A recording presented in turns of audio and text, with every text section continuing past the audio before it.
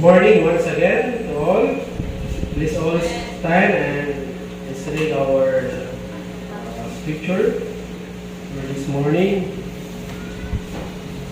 Let's open our Bible in Philippians chapter 2 verse 14. Only one verse. So ang kakasahod.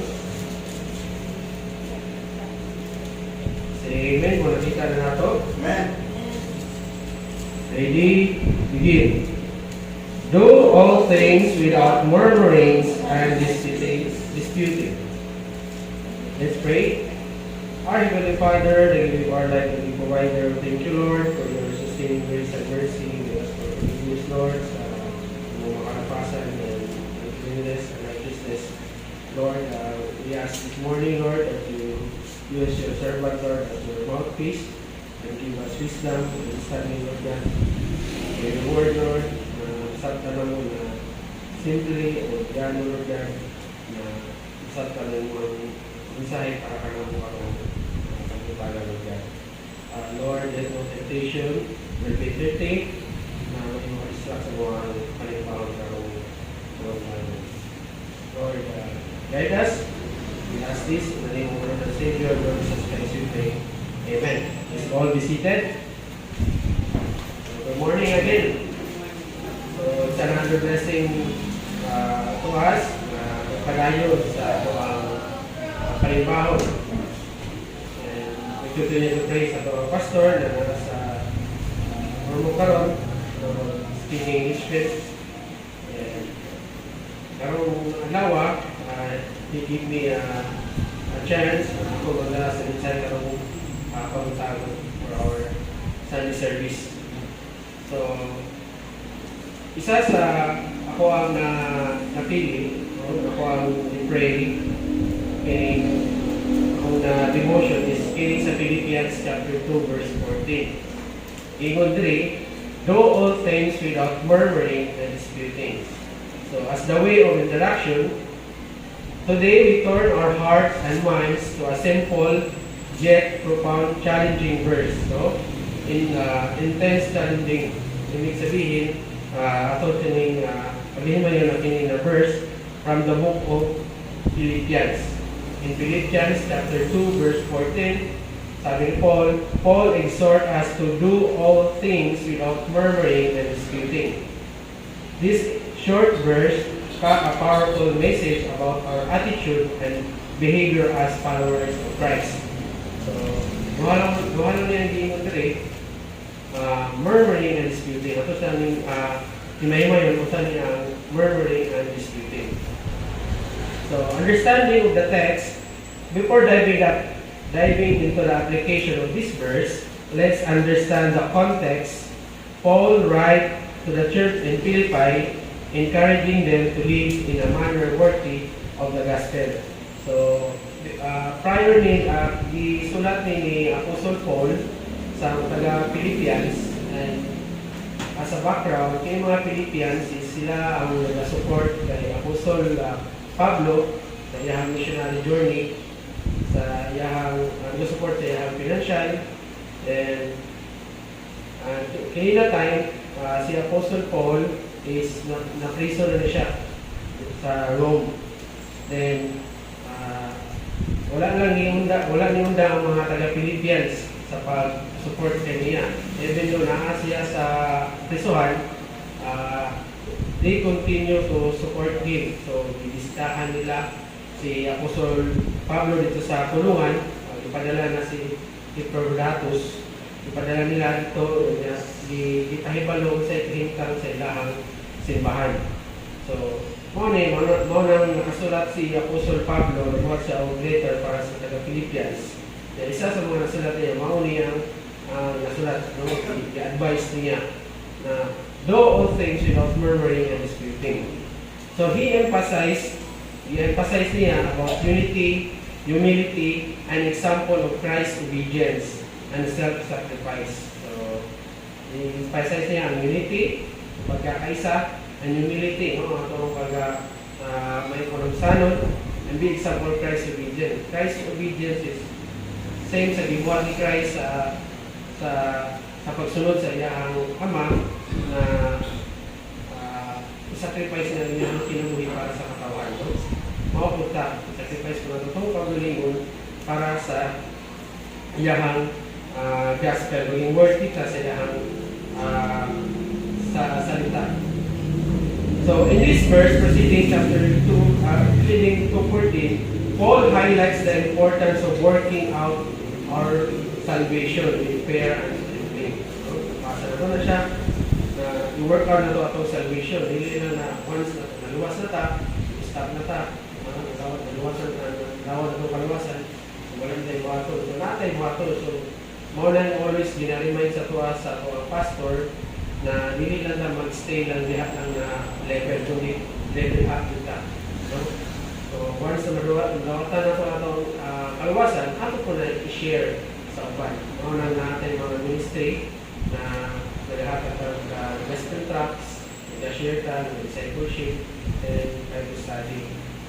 So, for it's God who work in us to will and to act according to His good purpose. Then He gives the practical instruction. So, naghatag ng instruction si Apostle Paul sa niyang sulat sa Philippians, and yung diri, do all things without murmuring and disputing. So, ma-apply po nato ni sa tuwa karon sa church. The meaning of murmuring and disputing. Murmuring refers to the grumbling or complaining. So, morning grumbling, morning pag-butbut na to, pag-bulong-bulong na to, no? Nagdadabog ta, nag-complain, morning murmuring. Open and done in a law, disgranted to. So, morning, hindi nga itong pag-complain, morning, nag-result na siya unhappy. Hindi sa happy. It represents an attitude of dissatisfaction and negativity. So, kini akong pag-complain, nag-result na siya sa tuwang attitude na dili na satisfy, dili na negative mga tuwang vibes ba. So, disputing. This involves argument, conflicts, and quarrel. So, kini disputing, nag-involve siya din dili pagkakaunawaan. No? Conflict, pag-away-away. So, it points to a continuous spirit, no disagreement. One is seek to argue rather than to reconcile. So, kuwanto na to na sa tawang sa tuwa, nandiyan kaya na ay mga hindi pagkakaunawaan. So, i-encourage niya Apostle Paul na instead na mag-away-away ka is ato siya i-reconcile. So, hindi na po siya panalaon kung naman yung mga problema. Paul is addressing common human tendency. We all face situations that tend to complain or to argue. However, as a Christian, we are called higher standard. So, ipatawag ni Paul na as a human, maabot din ang time na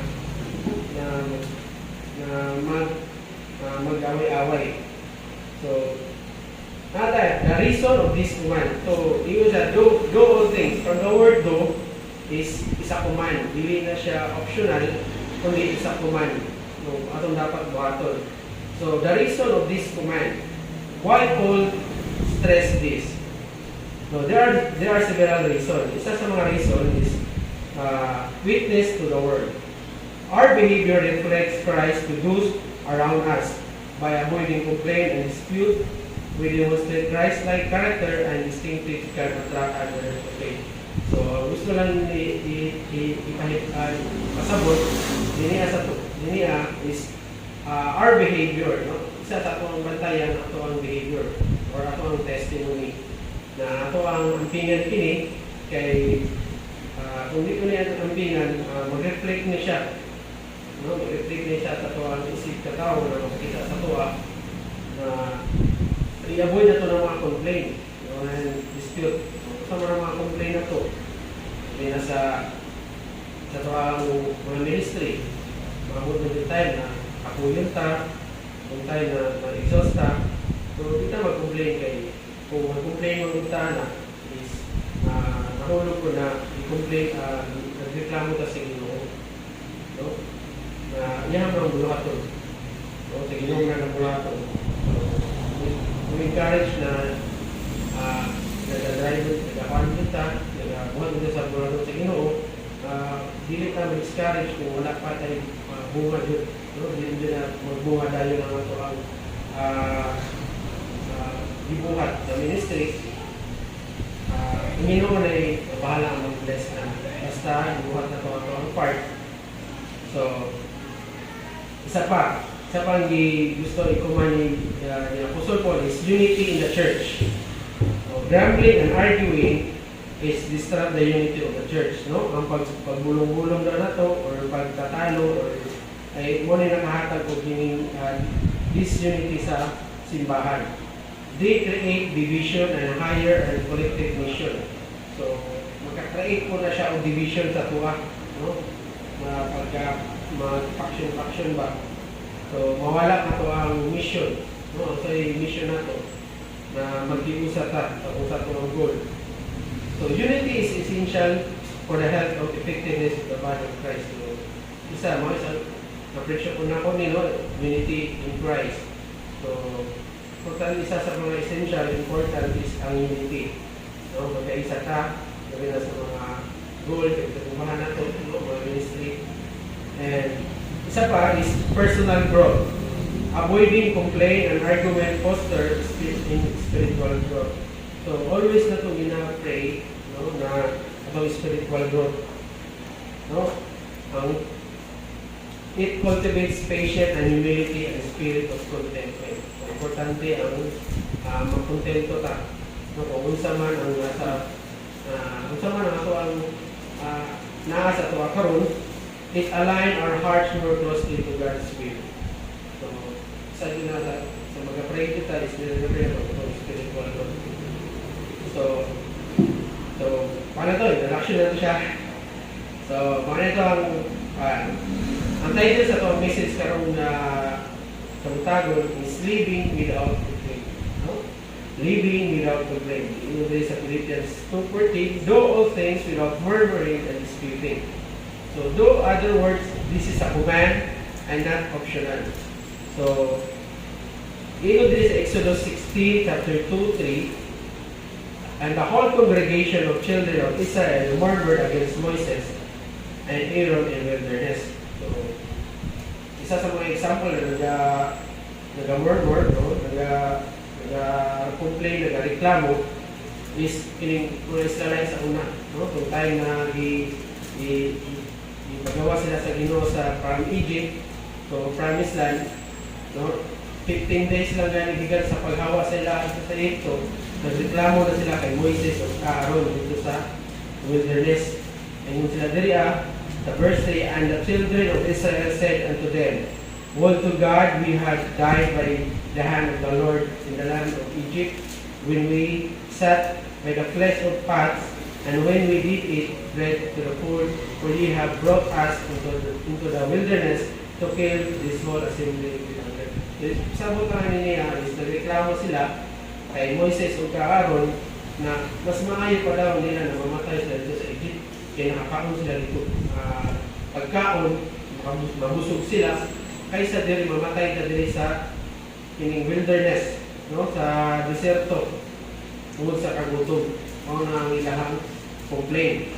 O ingon si Moises sa Exodus 16:8, and Moises said, this shall be when the Lord shall give you an evening flesh to eat, and in the morning bread to the full.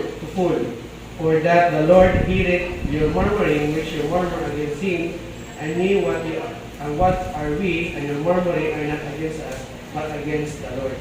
So, ingon ni Moises diri tungod sa inyong pagreklamo na wala may pagkaon, i-providean mo sa Ginoo mga itong mga mana, no, na ay mag-ulan na mana. Then, kanan yung pag-murmur diri sa amo, Moises at Aaron, dili lang ako ang inyong i-complain na kundi ang Ginoo. Gina-question nyo ang Ginoo. No? Wala nila nakita ba na ang kaayo sa Ginoo kung tayo na napasyal sa Egypt, ngayon mo sila mislead, kasi sila kampo ng unta, maundang na ilang pagkandos, na i-Ginoo sila sa Ginoo, ikagaan sila ang mga miracle na miracles na makahawa sila dira sa Egypt. So wala ang ilang pagsalig sa Ginoo. So mao po na matuwa sa kung maundangan mo doon na ito din na magbasa ng Bible, is mabot sa tayo na makareklamo tayo. So, grabe naman yung struggle, grabe naman problema. So, wala takabalo na sa ito ang pag-complain is i-complain ko na ito. Ang ito ang Ginoo. So, mabot na na. Ito, Ginoo, sa naman eh. Diba? I-complain na itong Ginoo. So, napaka-takot na yung sala na sa unang panahon. Pag makasala ka, kung mag-complain ka sa Ginoo is ang imuhang kabayaran na is kamatayon. No? So, being gathered sa Numbers 14:27 to 9 to 29, how long shall I bear with this evil congregation, which murmur against me? I have heard the murmuring of the children of Israel, which they murmur against me. No? Nadungog sa Ginoo ang mga pagbagot mo, pagreklamo, pag-complain sa mga Israelites. Then, verse 20, they say unto them, as truly as I live, saith the Lord, as ye have spoken in my ears today, I will do to you. Your scarce case shall fall in the wilderness, and all will number of you according to whole number, and 20 years, and all and upward, which have murmured against me. So, di sultihan ni panahon na ni Juan, panahon ni siya ni Moises, no? Dinan niya ng mga tao na nadayaw sa kuha from 20 years old and upward. Nag-murmur against sa kuha. So, lisod kayo, kalabano na ito ang Ginoo.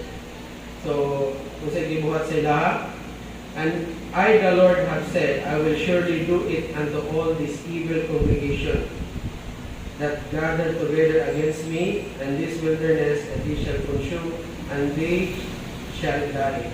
No? Daghan namatay kung time na kung nag-travel na ganyan dito sila sa Promised Land, from 24 to pataas, halos na mamatay ito sila. No? Usa sila nakasulod sa Promised Land. Kaya kato silang mga tawana is always sila nag-complain sa Ginoo. So asa nila na-adapt nila dito sa Egypt. Nadala nila ba? So ang Ginoo dili mo sunod na tingnan ang karakteristik niya nga ng rest ng mga tao. So hindi nila ba? Mas maayo iya pang iputol na lang niya. No? So yung sa James 5:9, grudge not against one another, brethren, lest ye be condemned, behold, the judge standeth before the Lord. So, advance ni James dire na grudge not against another, brethren. Hindi ka makikipag-away sa isig ka Kristiyano na to. Use hospitality and one another without grudging. So, dire, we should not be complaining. No? We should not be complaining about anything because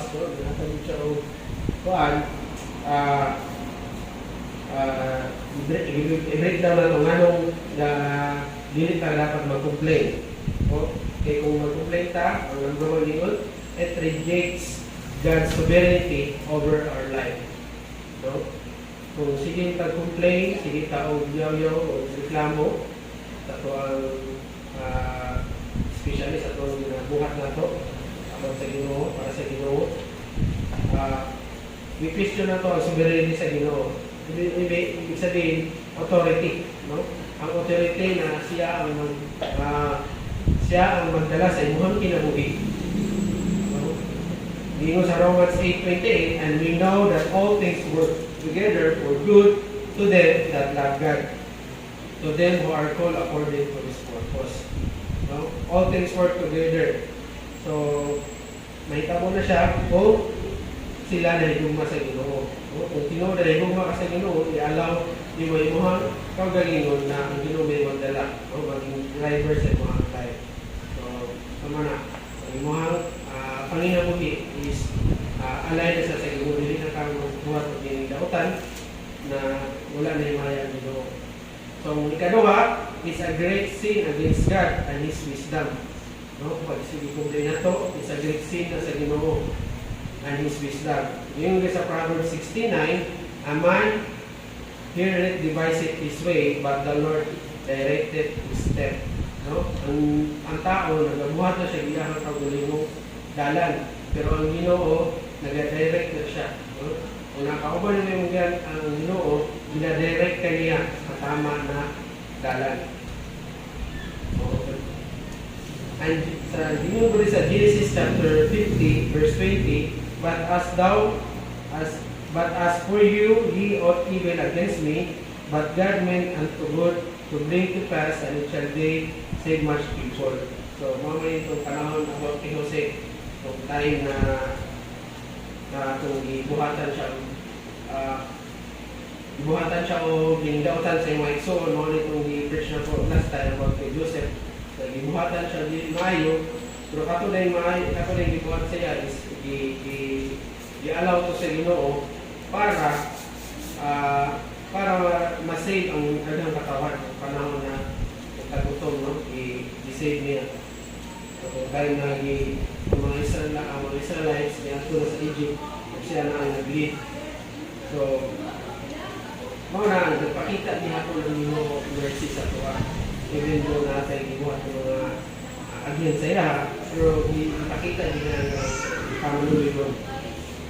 So, sa ikatulo, we should not be complaining about anything because it is a denial of grace of God. No? Denial. So, ibig sabihin, wala na ito gidawat ang grasya sa Ginoo kung sige tag-pray.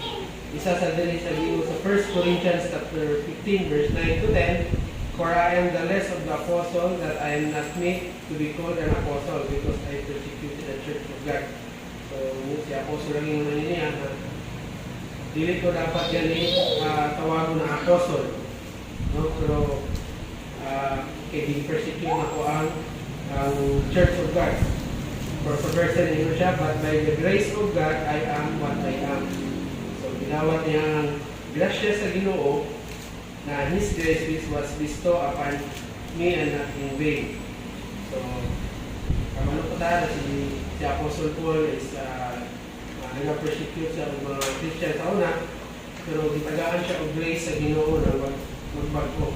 So, gigamit siya, o wala niya gisayangan ang iyang chance, no, na magpagamit sa Ginoo, and His grace which was bestowed upon me, not in vain. So, wala niya hulog na walay pulos ba ang yatag ng grasya sa Ginoo siya, but I labored more abundantly than the all. No? Kamaluktan na si Apostol Pablo is grabe ang labor, maunay na nasulat ang iyang mga libro sa New Testament is makita nato na grabe ang kinabuhi ni Pablo is nakita na grabe ang iyang dibuhat para sa Ginoo. No? But grace of God which was with me. So, wala ko niya ipang kundi iya lang dibuhat ang iyang katundanan na makatabang sa Ginoo.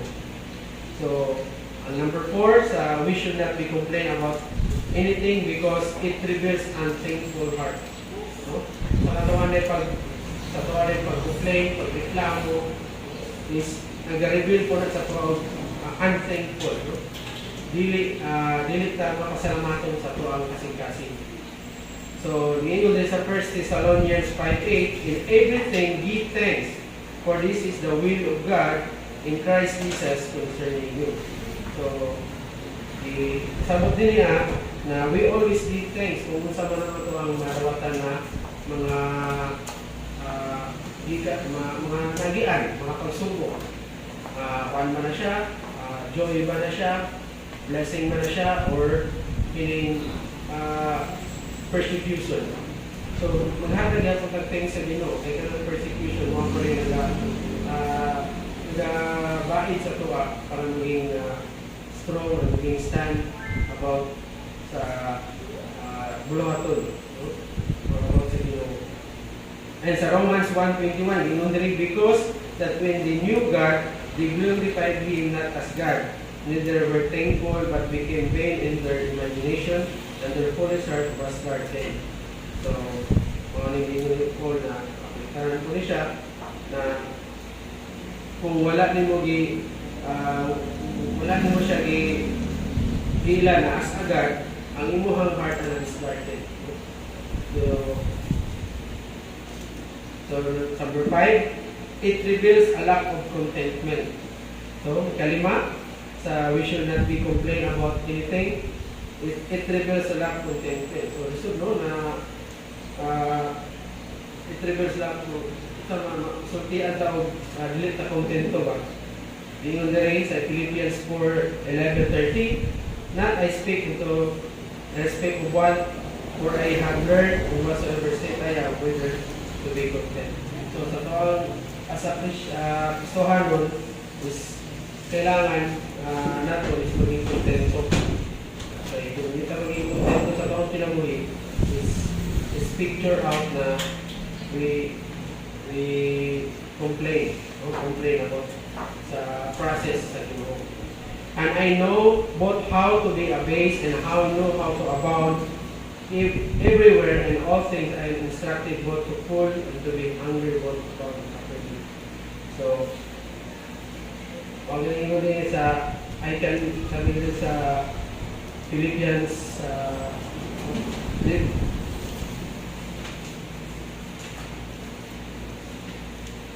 Philippians 4:13, the last, I can do all things through Christ which strengthens me. So, ang last gingon diri sa number 6, we should not be complain about anything because it destroy the testimony in the world. Kung sa itong pag-complain, itong testimony, maoy, mahatagan mo panang mali, no?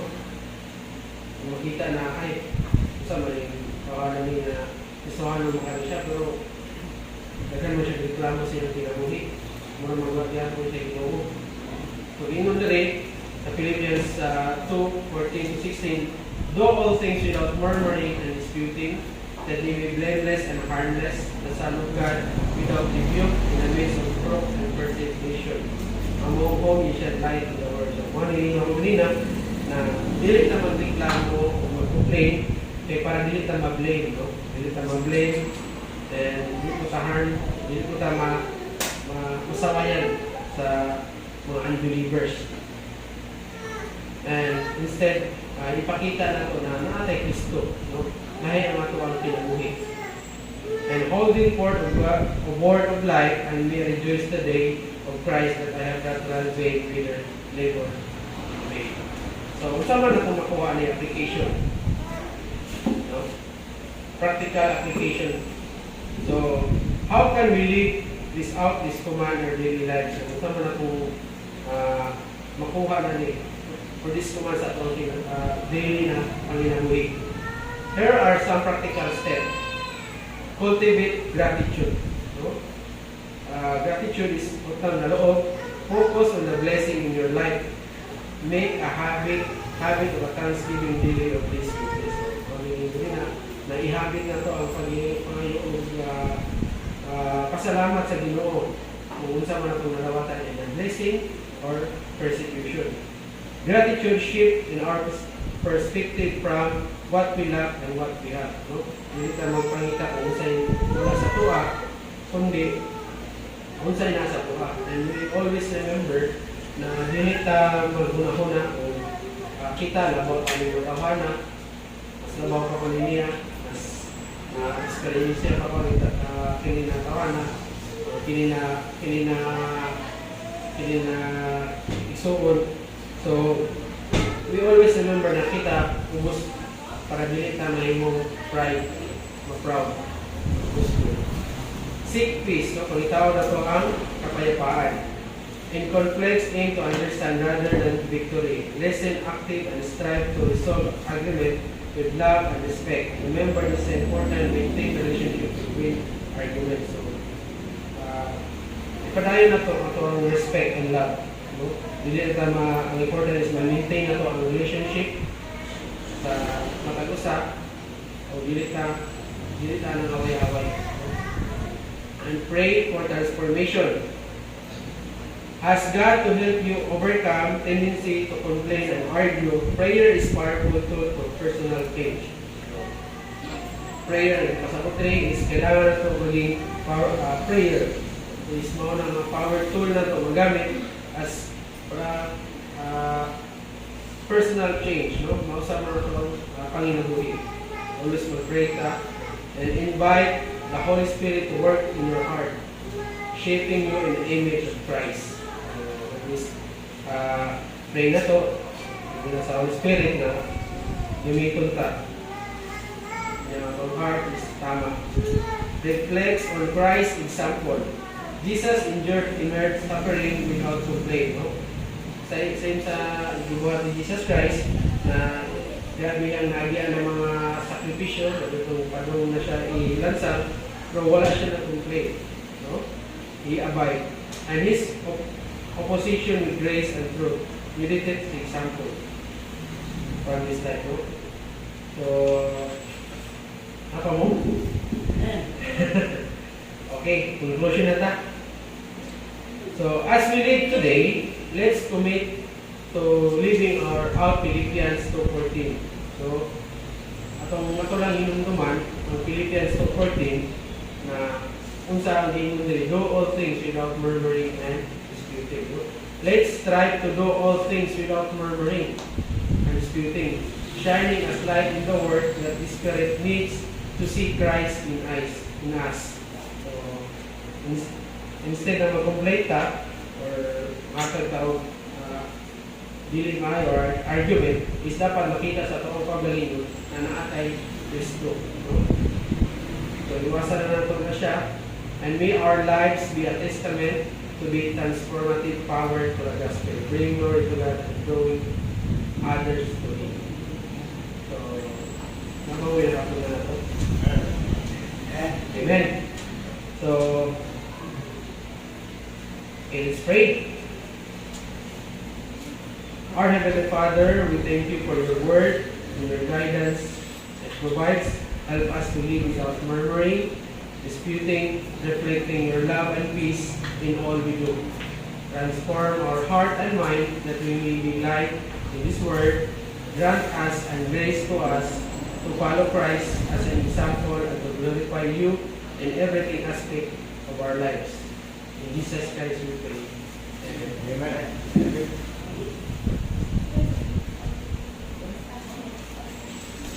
Amen. Are you blessed?